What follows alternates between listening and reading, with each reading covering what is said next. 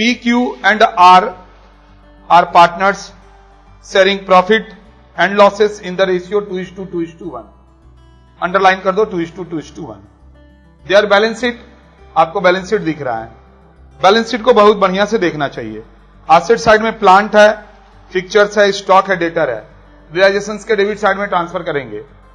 Liability side में capital और reserve capital account में जाएगा. क्रेडिटर को हम लोग ट्रांसफर करेंगे.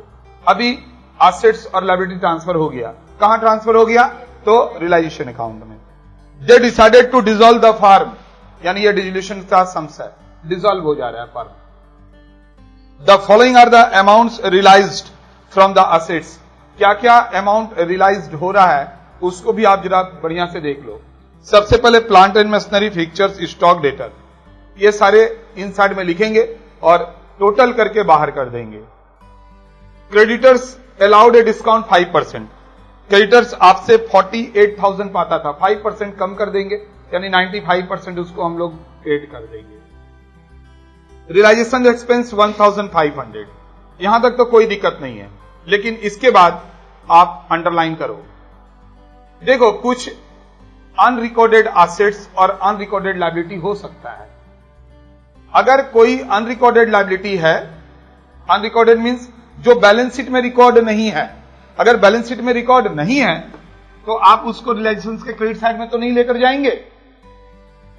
जो रिकॉर्ड है उसको आपने यहां लिख दिया by sundry liability, creditor, bills payable, ये लिख दिए. लेकिन जो बैलेंस शीट में नहीं है उसी को बोला जाता है अनरिकॉर्डेड. वो एसेट्स भी हो सकता है और लायबिलिटी भी हो सकता है. यहां पर बोल रहा है a bill for ₹4,200 due for outstanding telephone charges. Telephone charges के लिए एक आउटस्टैंडिंग बिल है 4,200 का. Was received during the course of realisation and this was also paid. तो ये हुआ अनरिकॉर्डेड लायबिलिटी. इसको पेड करने के लिए बोला है. तो जैसे आप क्रेडिटर पेड करते हैं वैसे ही टू बैंक या टू कैश लिख के पेड कर देंगे. ठीक है, वहां पर नहीं किया फिर भी पेड करना है. इसी तरह से अनरिकॉर्डेड एसेट्स रहेगा तो रियलाइजेशंस के डेबिट में भले ही नहीं लिखेंगे हम लोग, बट जब यहां पर बाई कैश या बैंक लिखते हैं ना एसेट्स रियलाइज्ड, उस समय उसको हम लोग सेल कर देंगे. सम्स में कोई जान नहीं है, लेकिन सीए आईपीसीसी का सवाल है, जल्दी से आप बना लीजिए. In the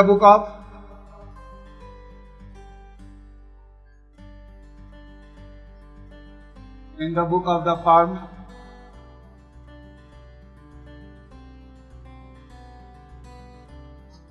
realisation account, debit, credit और रुपीस लिखना नहीं भूलेंगे.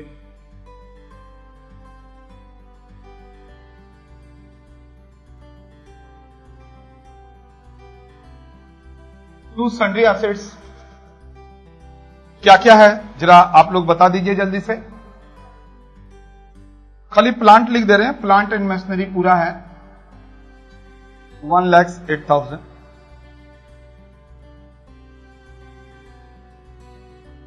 पिक्चर्स 24,000. स्टॉक 60,000.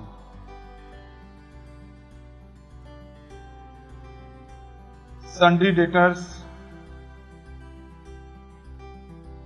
48,000. कैश तो लेके नहीं जाएंगे क्योंकि यहां पर क्या क्या बोला है बनाने के लिए. You are required to prepare realisation account, partners capital account and cash account. एक ही तो लायबिलिटी है तो बाई क्रेडिटर्स खाली लिखेंगे.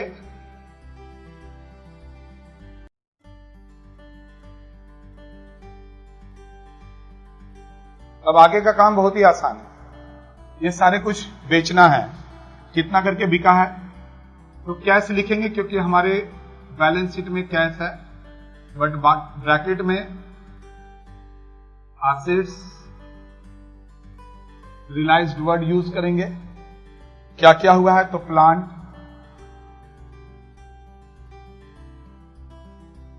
एंड मशीनरी,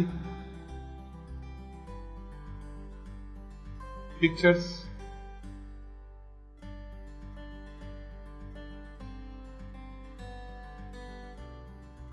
स्टॉक, ये सब रियलाइज्ड हुआ है। सन्डी डेटर,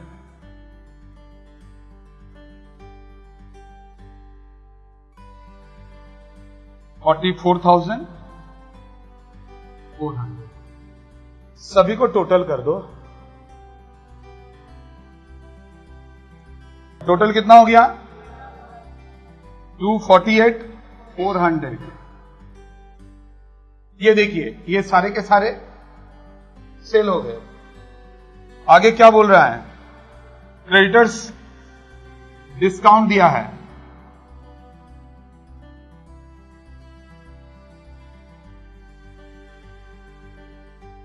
क्रेडिटर है कितने का? 48,000। बट 48,000 नहीं लिखेंगे, उसमें से 2,400 क्या हुआ? आपको डिस्काउंट मिल गया, 45,600। एक चीज और भी बोला है यहां पर, आउटस्टैंडिंग टेलीफोन चार्जेज,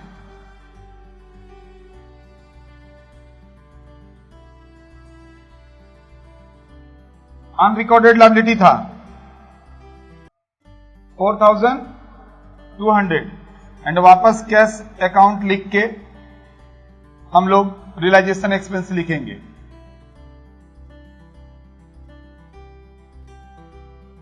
$1,500। प्रॉफिट या लॉस देखना पड़ेगा। क्या हुआ है? प्रॉफिट हुआ है कि लॉस हुआ? प्रॉफिट हुआ है। जब प्रॉफिट हो गया तो यहां पर हम लोग लिखेंगे प्रॉफिट ऑन रियलाइजेशन। एग्जाम में और भी लिखना है ब्रैकेट में, transfer to partners capital account. किस रेशियो में बांटेगा? 2:2:1। P, Q और R डिवाइड करेगा। टोटल हो गया 48,000 एंड 2,48,400, 2,96,400।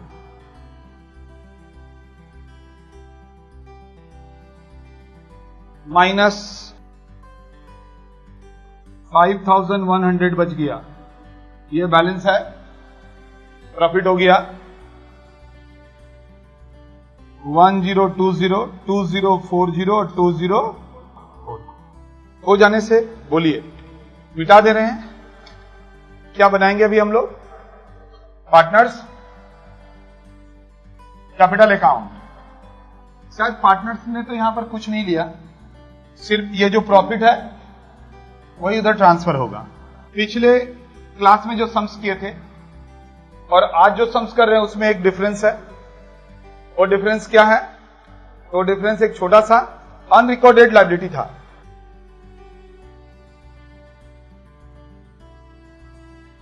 Partners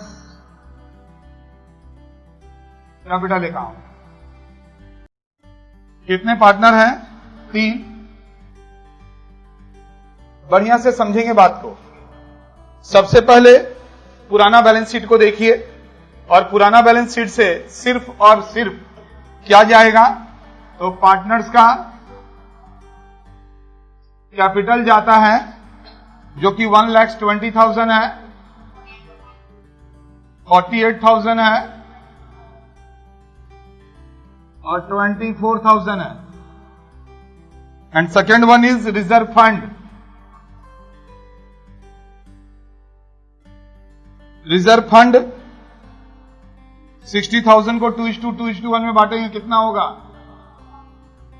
24 and 12। ठीक है। अब पार्टनर्स कैपिटल को जब हम लोग बंद करने जाएंगे तो एक ही चीज देखेंगे। वो क्या देखेंगे बोलिए? रियलाइजेशन।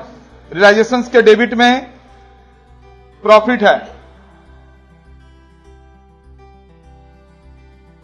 प्रॉफिट ऑन कितना कितना हुआ था? 2040 1020। कुछ भी नहीं है। फर्म डिसॉल्व हो गया है, यहां पर टू कैश या टू बैंक लिखते हैं, टू कैश अकाउंट लिखेंगे।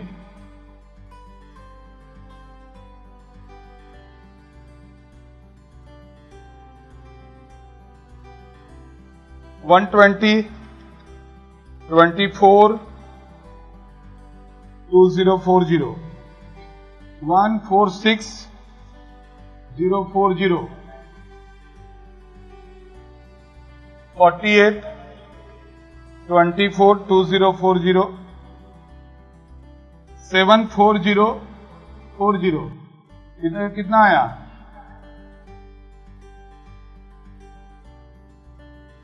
146040, 74040, 37020।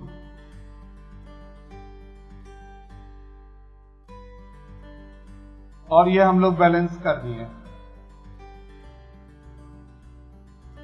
अब क्या बनेगा? Cash account.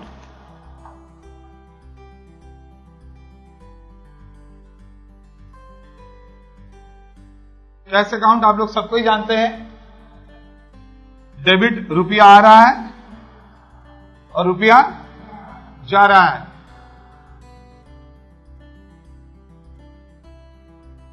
पहले से आपके पास कितना बैलेंस था? बोलो।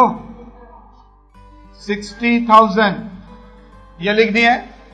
यहां पर टू रियलाइजेशन लिखेंगे। सेल ऑफ एसेट्स, कितने का एसेट्स बेचे हैं बोलिए? 248, सारा का सारा एक साथ लिख दिए। रियलाइजेशंस के डेबिट साइड में देखो क्या क्या पेड किए हैं। तो paid to creditor 45,600, outstanding telephone 4,200, realisation या डिसोल्यूशन एक्सपेंस 1,500। ये हम लोग हेडिंग देके लिख दिए। रियलाइजेशन में और भी कुछ है क्या? आप एक बार देख लो। नहीं है ना? तो फिर जरा यहां ध्यान से देखो। 3 लोगों का रुपया हम लोग दिए हैं by P capital account, by Q capital account. इसको भी हेडिंग देके कर सकते थे। क्या लिख सकते थे हम लोग? बाई पार्टनर्स कैपिटल और PQR लिख के लिख देते, देखने में अच्छा लगता। कोई दिक्कत नहीं है। हम इसके पहले आपको बताए भी थे। 146,040, 74040, 37020।